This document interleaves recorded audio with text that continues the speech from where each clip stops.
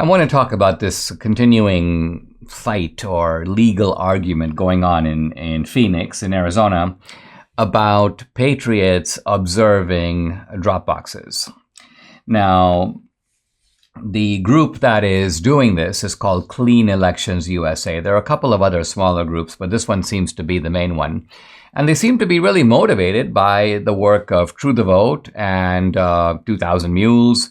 And their idea is, hey, we're just going to check out these Dropboxes. And they're not just doing this in a kind of informal way people can just show up. They've created a sort of a database. If you see things that are wrong, they say, listen, upload your information into the database. There are, in fact, sheriffs around the country who are eager and willing and ready to prosecute abuses of the law.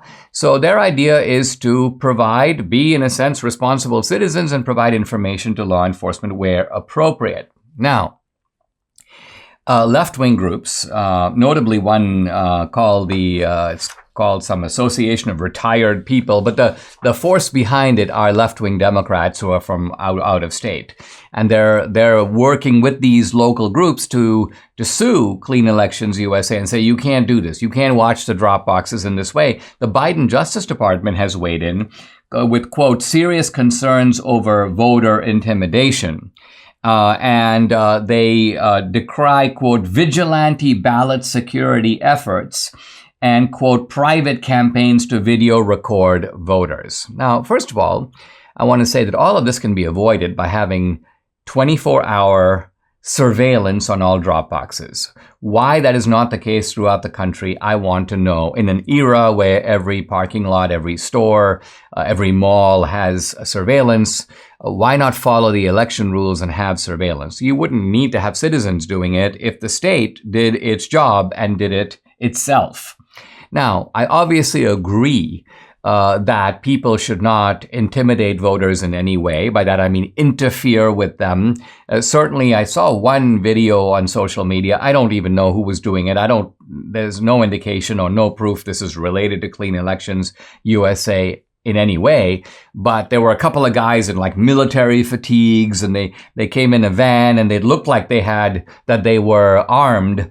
And this is obviously not a good idea. I mean, you don't want to be sitting by the Dropbox and like cleaning your shotgun, because there's a reasonable inference of voter intimidation in those cases.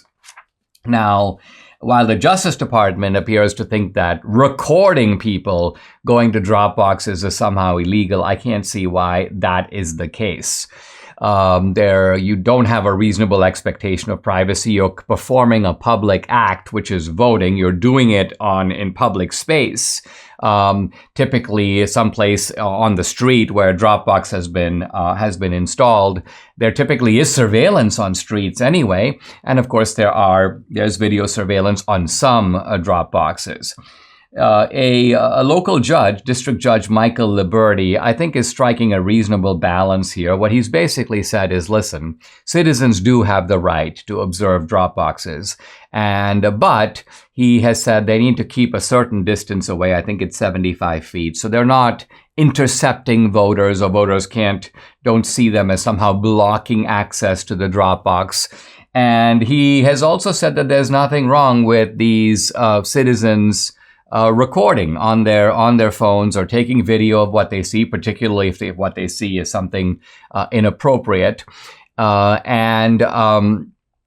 he is prohibiting the display of any kind of weapons or any kind of objects that could be taken to be threatening. And I think that's actually right and appropriate as well. So what we have here is a case where citizens are exercising responsible oversight over these Dropboxes, as they have every right to do. And at the same time, a judge is making sure that doesn't cross over a line where citizens are in any way intimidated or discouraged from casting a vote.